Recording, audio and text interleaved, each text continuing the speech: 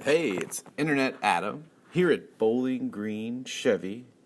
Wanted to show everyone this 2014 LTZ Traverse. It's an all-wheel drive.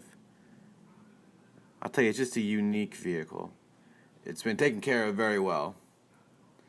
Walking around the outside here, the uniqueness comes with the interior here that you'll see in a sec.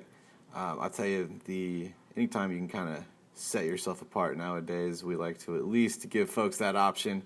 We see an awful lot of the same old here, but I'll tell you what, check this out. You either love it or you probably hate it, but I'll tell you, you're going to stand out. It's unique. This vehicle is equipped with remote start. It's got heated front seats, leather, third row, rear entertainment. You're going to see here in just a sec with those middle captain's chairs. There's the rear entertainment, kind of peeking back, see the full.